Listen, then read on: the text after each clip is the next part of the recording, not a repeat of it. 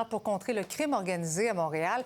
Des effectifs supplémentaires, une nouvelle équipe spécialisée, ça va aider en tout cas à redonner un certain sentiment de sécurité aux citoyens. Vous la voyez, vous la reconnaissez, la mairesse Valérie Plante qui est avec nous ce soir. Bonsoir. Bonsoir, bonsoir. Donc, plusieurs sujets abordés. D'abord, vous le réclamiez, que le provincial fournisse sa part d'effort pour combattre la violence armée dans la métropole. Finalement, vous avez été entendu.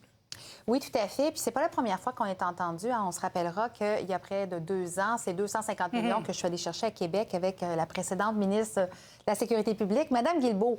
Et là, bien, cet effort supplémentaire, et ça va venir, je dirais, contribuer à tout ce qui est mis en place par le SPVM, parce qu'il faut le dire, depuis 1 an, les efforts du nouveau chef de police, M. Fadi Daguerre, tout ce qui a été mis au niveau des lutter contre le crime organisé, mais également le trafic d'armes, il y a moins d'événements qui impliquent des armes à feu à ce moment-ci de l'année que l'année dernière. Oui, mais il y en a quand même.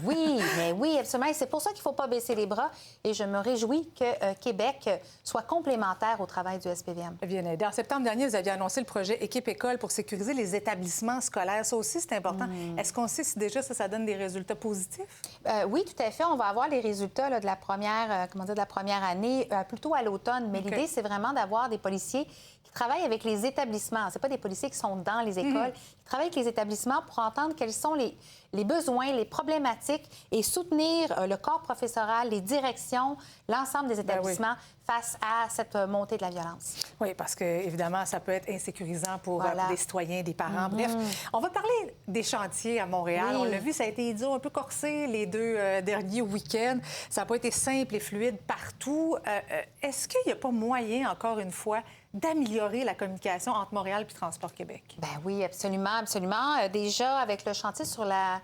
pas le chantier, mais plutôt le grand forum sur les chantiers, dont on a parlé de cône orange, de comment est-ce qu'on réduit là, le nombre de voies qui sont utilisées pour la construction. Oui, mais on dirait qu'on discute, mais sur le terrain, c'est encore en fait, difficile. 2 choses. C'est-à-dire qu'il va toujours avoir de la construction à Montréal, parce qu'on est une ville vieillissante, puis il fallait investir, que ce soit dans la tuyauterie ou quand on voit des grues, on est content. Ça veut dire que l'économie roule bien. Ceci étant dit, on a déjà beaucoup d'exemples de beaucoup moins de cône orange.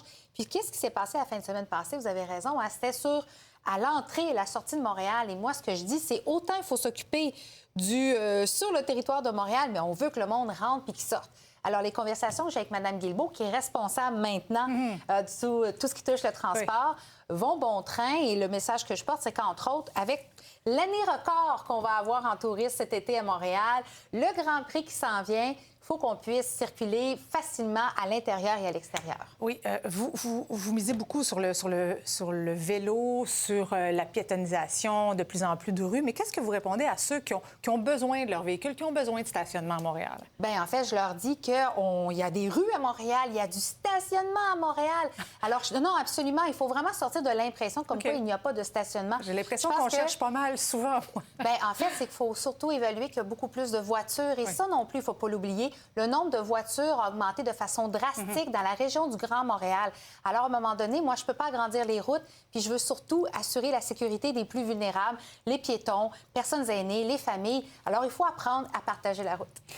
Dites-moi en terminant un petit mot sur la chaleur qui s'en vient à Montréal. Oui. Vous avez dit que vous êtes prête à mettre en place certaines stratégies. Qu'est-ce que vous pouvez offrir aux citoyens de Montréal? Bien, en fait, on travaille avec le service des incendies, toujours, qui élabore une stratégie. S'il devait y avoir une grande vague de chaleur, à quel moment est-ce que les pompiers, par exemple, vont faire des visites de précaution, de sensibilisation?